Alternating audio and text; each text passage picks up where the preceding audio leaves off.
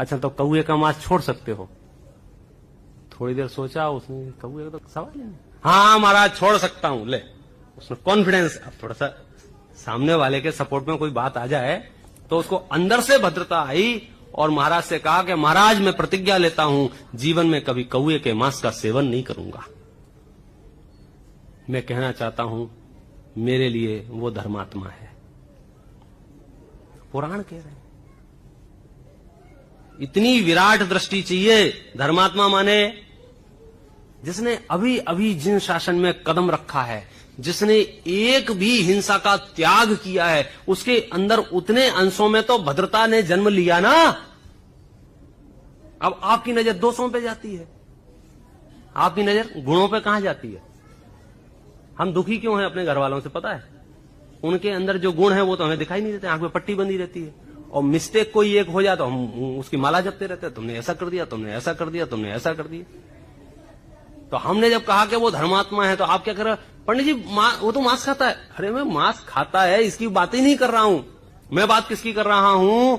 उसने कौए के मांस की त्याग की प्रतिज्ञा की है, संकल्प लिया है। वहां से लेकर के 12वें गुण स्थान तक जितने भी हैं वे सब धर्मात्मा हैं।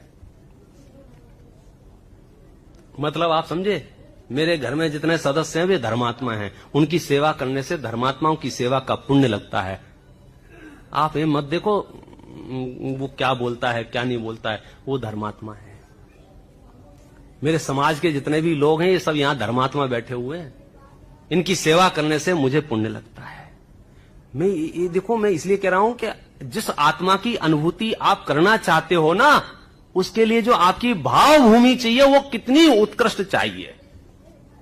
अमित गति आचार्य ने जब वो लिखी भावना द्वात्रिंशतिका, 32 नाम है उसका हिंदी में, सामायिक पाठ भी बोलते हैं, युगल जी साहब ने उसको नाम दिया है नीरव निर्झर।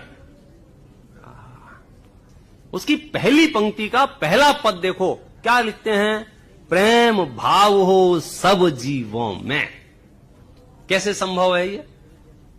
संस्कृत में है वो वाक्य मूल, सत्वेषु मैत्री, सब जीवों में मित्रता का भाव।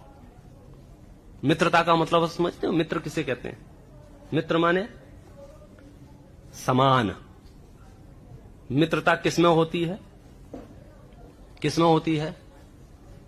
अमीर में गरीब में, स्त्री में पुरुष में, बालक में वृद्ध में। मित्रता माने समान लोगों में मित्रता होती है। नहीं कह रहा हूं, मैं कह रहा हूं कि मित्रता समान महसूस कराती है।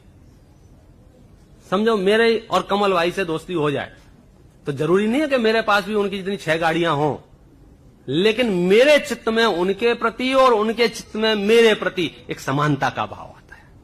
इसके लिए एक बड़ा उदाहरण पौराणिक दिया जाता है, श्री कृष्ण और सुदामा का, मित्रता का।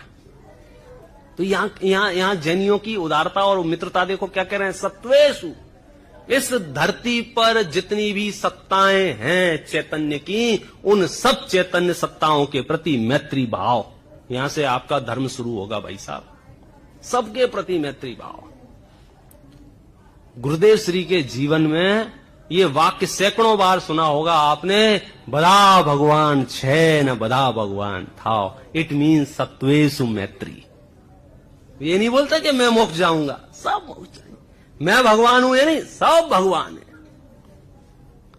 दूसरा पद है कि ये जो सबसे आपने मित्रता की है ना, इनमें से कुछ लोग गुणवान होंगे। अगला पद है आप प्रमोद भाव रखो। यदि आपसे किसी ने 2 शास्त्र अधिक पढ़े हैं, यदि आपसे किसी के पास 2 व्रत ज्यादा हैं, यदि आपसे कोई अधिक धर्मात्मा है, आपसे कोई अधिक जानता है, आपसे उम्र में बड़ा है, तो आप उसके प्रति प्रमोद का भाव रखो। फिर बीच में आपने पूछा कि उनका क्या करूं जो बेचारे दीन हैं, दुखी हैं, परेशान हैं, रोगी हैं।